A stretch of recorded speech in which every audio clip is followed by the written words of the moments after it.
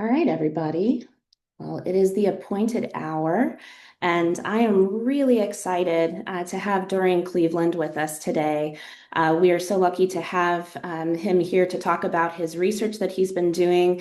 And so I'm just going to introduce him briefly here and then let him take it away.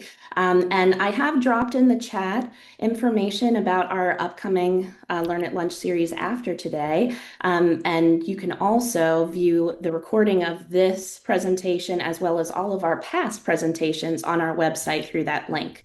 I also wanted to let you know that our annual KMHA conference is going to be taking place at the end of this week. That's going to be in Paducah, Kentucky. We're really excited to be there in beautiful Paducah, and we even have some Wycliffe Mounds State Park programming related to that conference. So that link is also in the chat. Be sure to check that out and come join us in Paducah if you've got time. So without further ado, I will introduce Dorian. Dorian Evan Cleveland is an alumni of the University of Kentucky.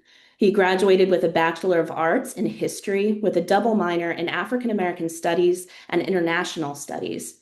He also graduated with an MA in History, focusing on the historical legacy of Black Appalachia. Though unpublished, his seminal works focus on gradual degradation of Black communities in Appalachia and the resulting phenomenon of outmigration. Right now, he works as an historical interpreter for the Kentucky State Department of Parks.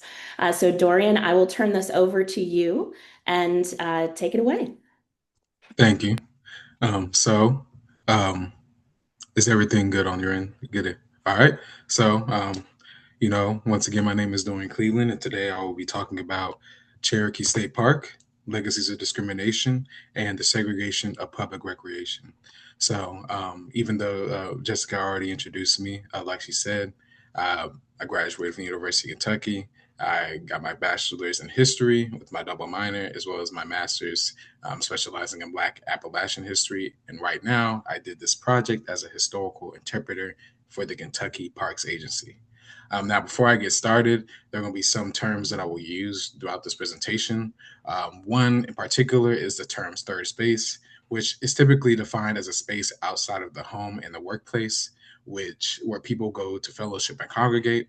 And this is not to be confused with another term that refers to spaces of cultural hybridity and post-colonial spaces. With all that being said, let's just get started. So a picture that you see right here is me in my final year of grad school. And the reason I chose it is because I wanted to talk about, what history means to me and what it means for this project. Now, I did a digital historical practicum where me, as well as the other students pictured here, were tasked with creating a digital repository for researchers who wanted to do research about the Shaker Village and Shaker Village at Pleasant Hill in Harrodsburg, Kentucky. And a reason I'm saying this is because it influenced the way I think about how we research history, especially in regards to when it comes to under recognized histories, especially that regarding those of marginalized communities. But when I was in college and grad school, I was encouraged to view history as an expansive narrative rather than a single thread of notable dates and people. And the state's orthodox historical narrative paints a rather tame picture of its past of de jure racial discrimination. Furthermore, it sort of obfuscates the full extent of Jim Crow policy in the state, and Kentucky's enactment of Jim Crow laws affected public life for African Americans and made it very analogous to it in the South. In fact, Kentucky was a pioneer when it came to the segregation of public recreation facilities. Before 1959, parks were primarily facilitated by local city governments. Yet, it was Henry Ward who served as a congressman and the state's chair of conservation, who began to push for the establishment of a park that would serve the state's African American populace exclusively. His drive to establish the park was supposedly influenced by a meeting of African Americans in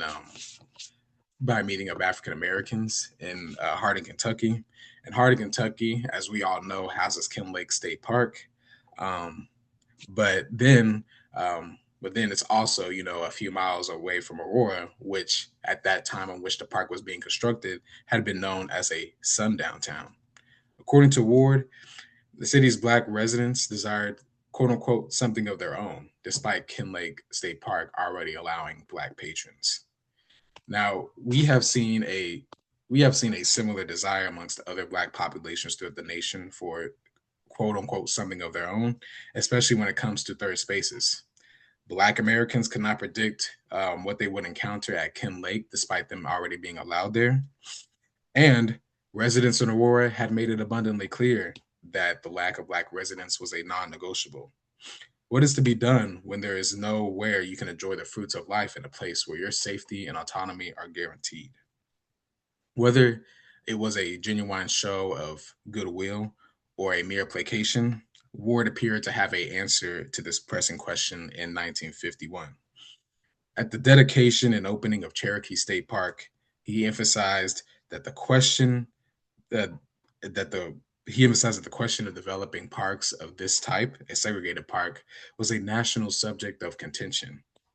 And yet, this debate over whether or not we should develop parks shouldn't overshadow the need for quote unquote colored people to have a park that they can enjoy without confusion, race riots, or conflict. $150,000 was allotted for the park's development, which materialized into a bathhouse, a boat dock, a concession stand, and a terrace view of Kentucky Lake. Yet, upon the park's inception, there were criticisms of the park and Henry Ward's intentions. Though many black people in the state felt that the park offered, a safe third space for African Americans, others believed that it was simply a means of perpetuating racial segregation. To them, it was an enshrinement of the stance that separate but equal was an amicable and agreeable policy. If Kentucky's black population could be wooed over by an inadequate public accommodations, then the push for more transformative policy could be stifled. This was the perspective of some black news organs, most notably the Kentucky Defender, and I pulled some excerpts that use sort of evocative and inflammatory language, not any terms that were foul language, but it's very evocative. Yet, through this evocative language, a very salient point emerges. This article is entitled "The Segregated State Park, June 6, 1951," and it basically talks about black patrons of the park sort of being coerced to accept this reward. And some of the excerpts that I have pulled out, where the author says, and I quote, "It must have been a pathetic sight to watch those Negroes who were literally starved for recreational advantages grovel for the crumbs from a white man's table abundantly supplied from our state." Another quote, "They were told of the advantages they could enjoy at a colored park while they waited for the difficulties of segregation to straighten out." An additional quote, "Negroes who permit themselves to be cajoled or coerced or browbeaten into accepting less than their rights deserve nothing more than they get." And a final quote that I pulled is that other Negroes who have self respect and manhood will fight on secure with the knowledge that equality will come. Now, through all this evocative language, like I said, there is a very important point that emerges. So these critics, Cherokee State Park also served to keep black patrons from areas around the Kentucky Lake. To them, it was a result of anxiousness, which was driven by a lack of having a recreational outlet, a lack of having an ability to spend time with each other. Thus, they quote condoned a separate park neither authorized by law nor acceptable to those Kentuckians that opposed racial segregation. Unfortunately, the aforementioned problem of settling less to a lot of these correspondents and to many other critics placed black Kentuckians in a perpetual position of being misled. So, according to them, they may have thought that white Kentuckians who may have enjoyed the status quo of de facto segregation that the construction of Cherokee State brought on was overall a good thing, and they may have found this development satisfactory. Many people may inquire about these statements, claims, and sentiments, and there's a lot of Americans, including me, before grad school or even college, that initially believed that I had a very late knowledge of race relations in the 20th century.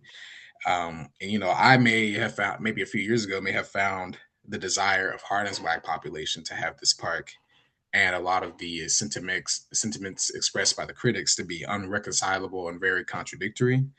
Um, and it probably would have been really confusing for me. However, it must be considered that inroads were being made for civil rights at the time, and to these frustrated correspondents, um, it may have seemed preposterous to accept a segregated institution regardless of what purpose it may have served. Thus, black folks in Hardin, Kentucky, who wanted a safe third space, appeared to be, as some people would say, acting against their own interests. These critiques were compounded by dissatisfaction with the initial lack of recreational equipment and facilities. Correspondents from the same paper claimed that the park was, quote, a token in every respect, which is slowly being completed for a circumscribed part of the state. They were not necessarily off the mark, at least in 1952. Excuse me. It was, according to Ward, it was apparently impossible to build facilities at Cherokee Park comparable to those at Kent Lake State Park. And though it did house two cottages, it still lacked the adequate overnight accommodations, a beach, a hotel, a lodge, etc.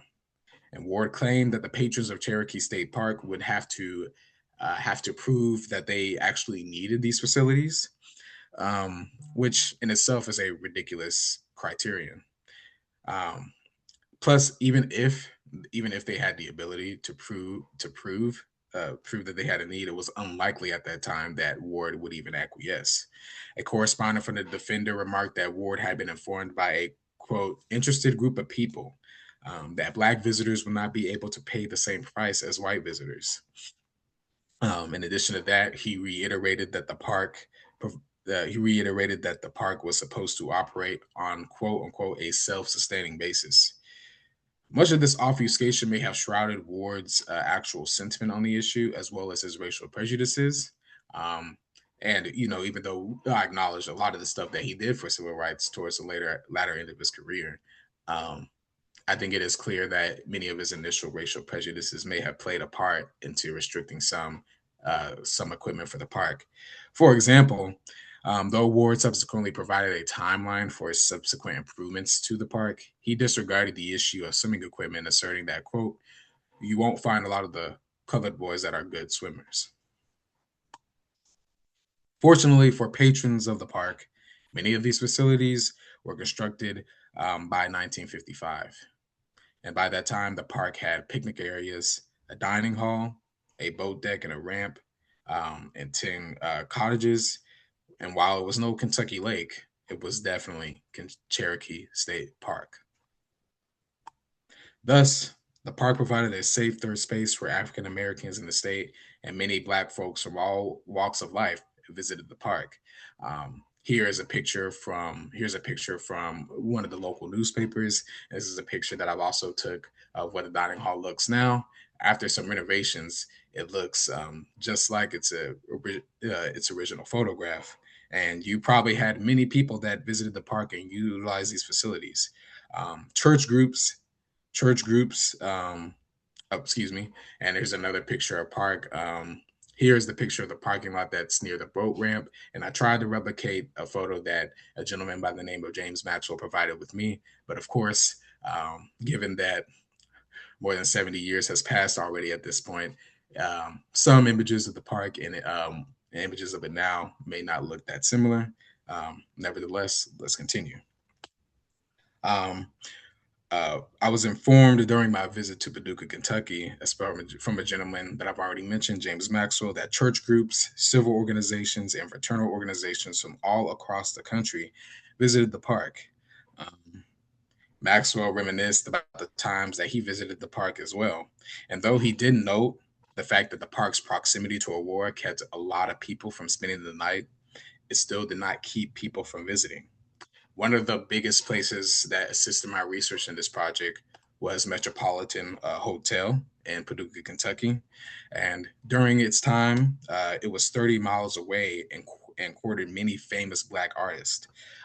These range from Ray Charles, um, Martin Luther King may have stayed there, but it's unclear. But Ray Charles, Jesse Owens, um, Jesse Owens, as well as other famous Black artists and activists alike.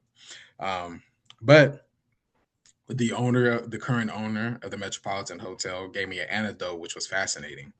I was informed that Ike and Tina Turner, as well as their band, stayed at the Metropolitan Hotel, and then during an incident in which Tina Turner actually sought refuge from Ike Turner, she ended up staying at Cherokee State Park overnight. And even though she was afraid, given the aforementioned issue of uh, the aforementioned issue of the proximity of the park to Aurora, Kentucky, she still ended up staying the night there. Now, I will reemphasize the fact that this is an anecdote, but it still offers a very fascinating look into how Black folks from all walks of life visited and utilized the park. The park's impact cannot be understated. It allowed Black Kentuckians to congregate and fellowship in a society that was only just starting to break the color barrier. And there's a perpetual notion which plagues some Orthodox historical narratives of 20th century Kentuckian history. Um, it is that the state was exemplary of something called polite racism, in which racial discrimination was not as overt as, let's say Mississippi, Alabama, Georgia, Florida, etc. Not only is this notion false, but it shrouds a history of perseverance in a society that operated based on separation and exclusion. I would like to utilize this article that I have pictured above now that perfectly encapsulates the park's rules and virtues as well as what it meant to Black Kentuckians. I'm going to start where you can follow along if you want to. I'm going to start at Zeke and Sarah. Zeke and Sarah read the signs along the road pointing to the state park for colored, but they said nothing.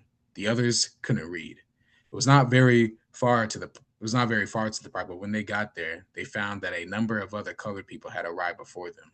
They found a spot and unloaded the Ford, and the children, impressed in spite of themselves by the spaciousness of the place and all they saw around them, wandered away after being cautioned and to not get lost. Sarah busied herself about the lunch, and the men sat down to smoke, each with his own thoughts.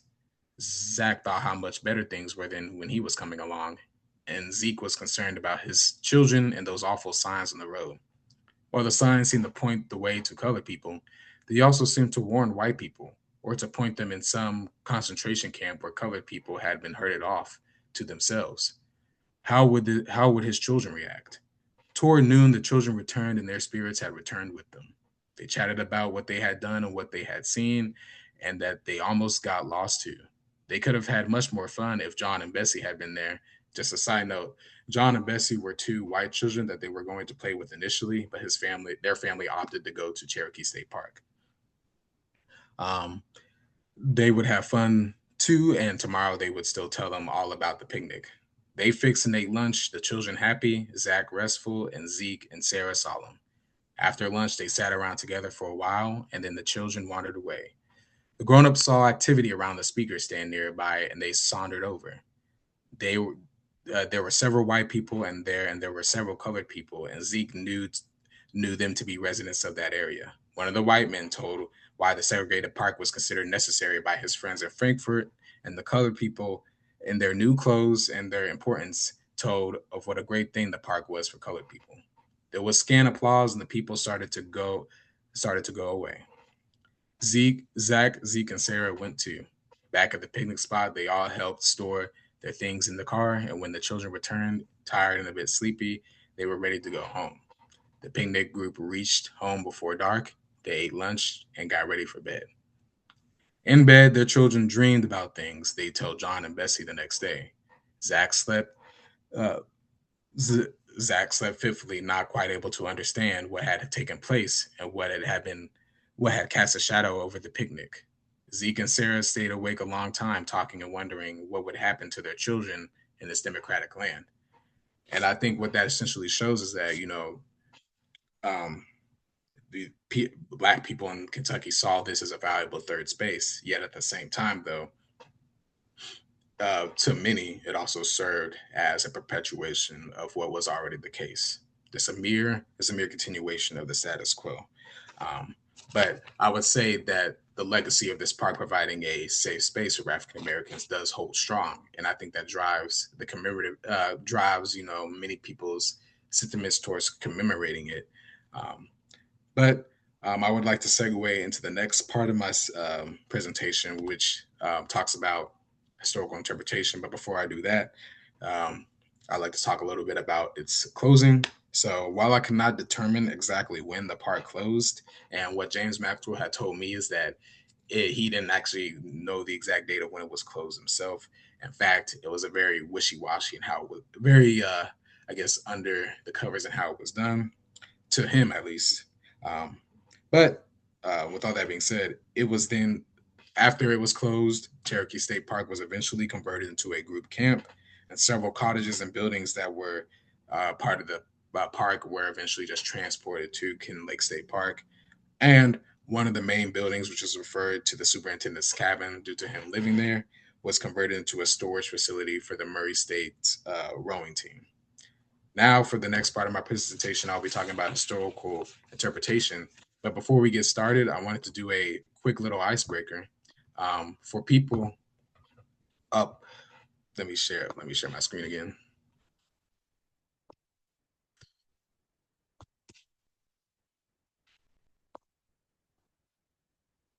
So on the screen, I have a few historical events, places, or people that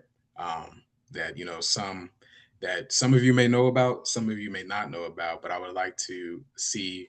Um, I would like to. I'm going to name that. I'm going to name them as I go down, and I want to see who knows it. And if you do, just use the reactions in Zoom and just raise your hand. Um, so I'm just going to keep going down and just raise your hand if you've heard of any of these in general. So over the Rhine, the Corbin expulsion, the quarantine of Black populations during the smallpox epidemic, Julietta Lewis, Oliver Lewis, and the Lexington Hamlets. Um, if I could ask you a question, Jessica, what did you hear about Over the Rhine? So over the Rhine just being a neighborhood right in that was, and maybe I'm thinking of the wrong over the Rhine, but neighborhood in Cincinnati. Yeah.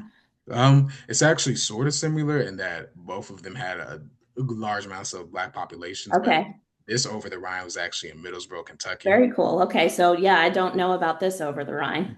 But just to talk about it a little bit, and this will fall into my next part of my presentation. Over the Rhine was a Black district in Middlesbrough, Kentucky, um, which a lot of African Americans migrated from the South to there during the Great Migration, as it housed a large, as Appalachia housed the coal industry, of course. Now, due to white supremacist violence, the downturn of the coal industry, as well as the economic decline of the region, a lot of those African Americans moved out. And of course, the community fell victim to urban renewal, as many northern Black communities have done. But yet, like many of the topics on this list, it was understudied. Um, Let me continue. So, regards to commemorating not only Cherokee State Park, but a lot of these events and what we can do better. I took inspiration from what other states have done and what it means. So, if you travel across different states throughout the South, you may find the remnants of other segregated parks similar to Cherokee. There were 7 segregated parks that existed. um, Several parks were built in Tennessee and Alabama that subsequently served to maintain the status quo of racial separation. Um, and many people will assume that once these parks closed, many of these states just probably would rather just these things left to rot, because why confront a complicated and messy past when it is easier to let it wither away until it eventually becomes lost to time. However, some states' park agencies have made an effort to build historical interpretive infrastructure, as well as Kentucky did with Cherokee State Park. Um, but in these park sites, like at the one I have pictured above, this is George Washington Carver Park in Georgia. Um, they have signs, historical markers, and small exhibits that help visitors to learn about their history.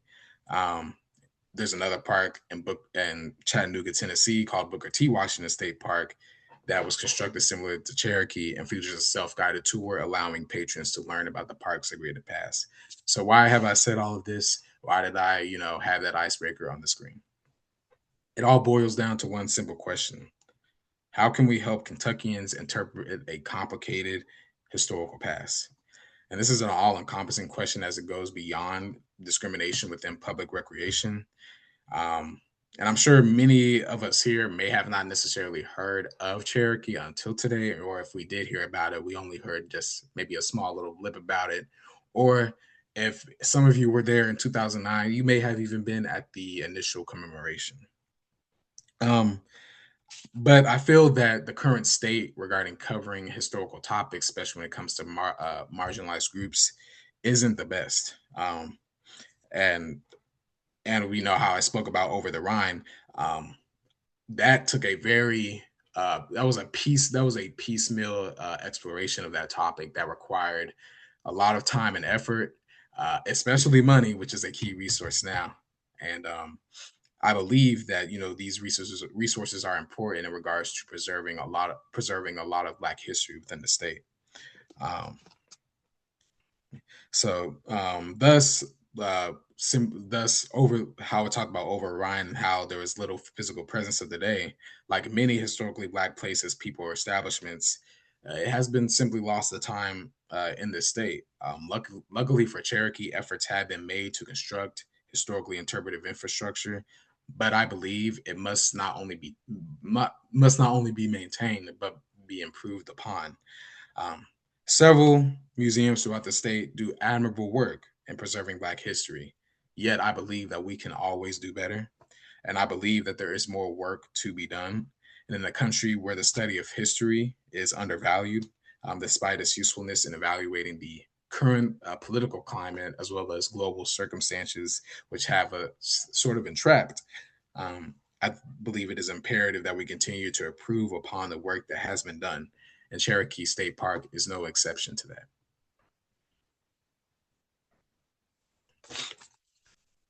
Thank you so much, Dorian. This is absolutely fascinating research, and I want to encourage all of us to ask questions, but I have one to get us started. Mhm. So, in terms of, I was thinking while you were reading that amazing article, and that sort of narrative of the family and that wonderful just sort of insight into those introspection of that family. Um, are there resources that you've come across, like oral histories or things like that, of people who are remembering Cherokee State Park, or did you get to meet anyone who had memories and could share stories of their experiences there?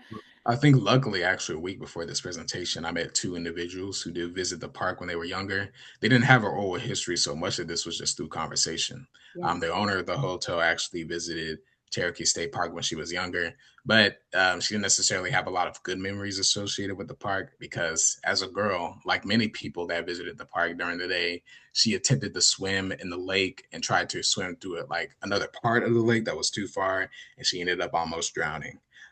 There are a lot of people that actually ended up drowning in Kentucky Lake from Kim Lake State Park. That sounds a bit morbid, um, unfortunate, but a lot of people still had good times there as well, which is where James Maxwell comes in, who was also there with me at Metropolitan Hotel.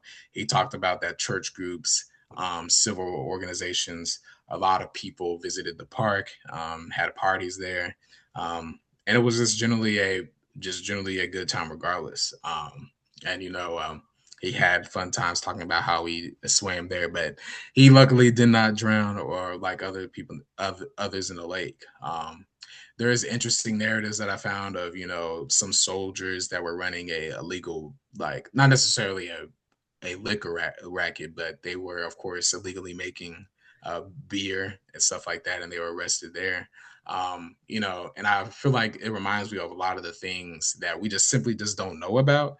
Um, you know, uh, Throughout the newspapers, you'll just see a lot of just things emphasizing things emphasizing people going like I said, the church groups going there and stuff like that. And what's also is interesting is that a lot of those critiques that I've talked about. the Louisville Defender actually published a lot of stuff towards the end of the parks, like towards like when the park was about to close, of sports clubs going there and really pushing people to go there. So it moved from this big, you know, big, and not necessarily like anti-park sentiment, but I guess through people having a good time there and just fellowshipping there, that it ended up like changing their mindset on it too.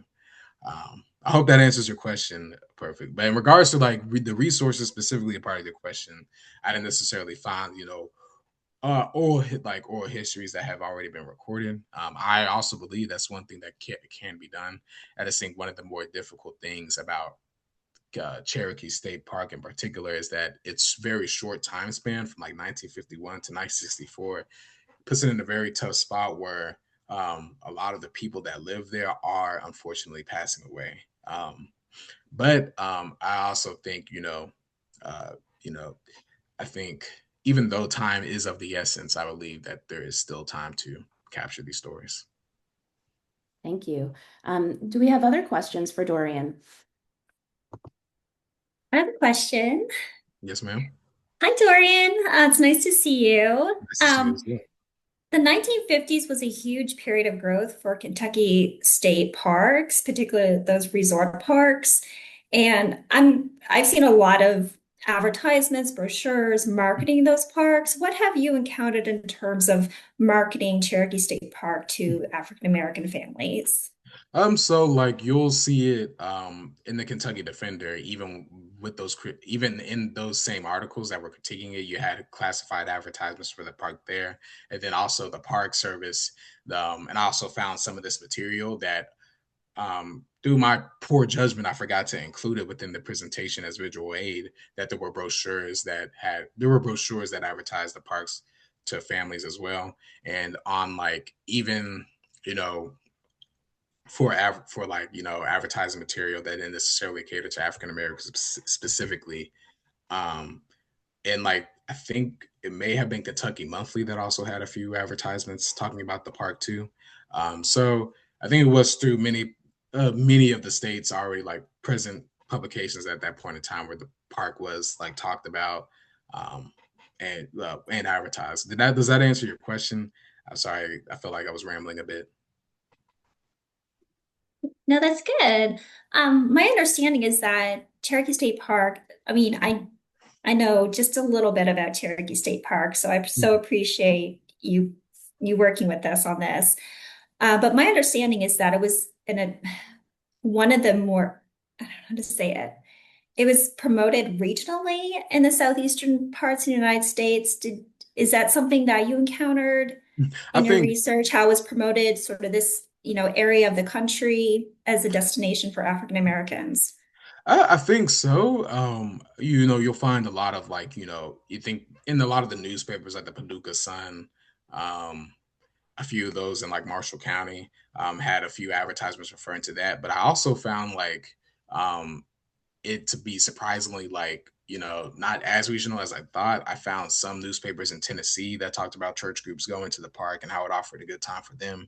Um, and considering that a lot of newspapers in southern cities had their own like color news section, people from like a lot of cities in the South would visit, and of course they would end up advertising the park as well.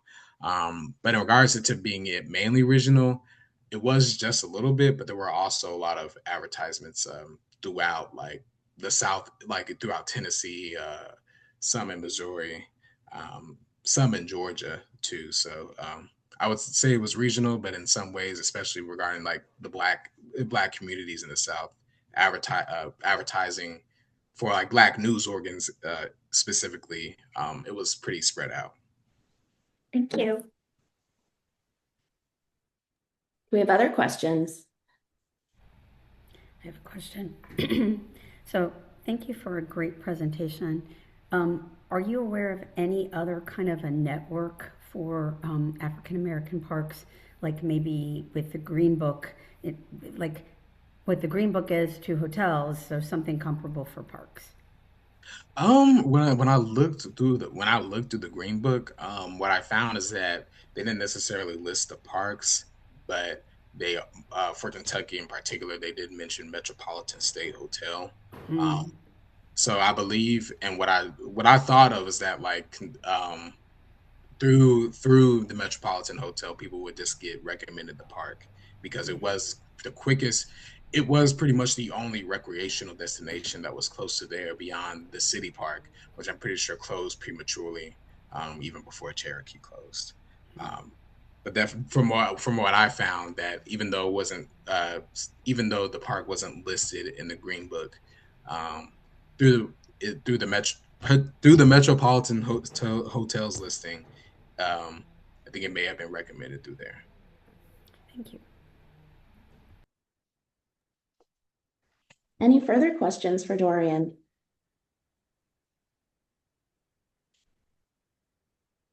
Okay.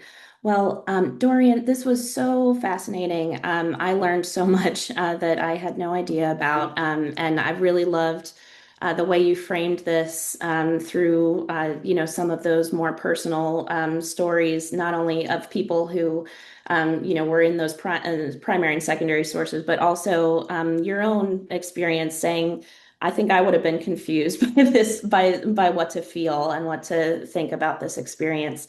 Um, Really moving. Thank you for doing this research and thank you for presenting to us. Thank you. It was a pleasure to do this research. Um, I think when it comes to me, especially when it comes to me, I think Black history, as much as it has, I think, experienced like tons of leaps and improvements in how we think about and how we study about it. I believe that this project was like the first step into, even building upon this state's preservation and collection of Black history and historical narratives. And I Amazing. appreciate I appreciate everyone who came and asked questions. And certainly, Dorian, if you have other questions for us, or if you all who have attended this have questions for Dorian, please reach out to Kentucky Museums at gmail.com. That's our address, and we will get you connected up for those follow-up questions. So thank you again, and many, many thanks, Dorian, for your time and for your expertise. Thank you, thank you. I really appreciate you all as well. Hope you all have a great day. Bye.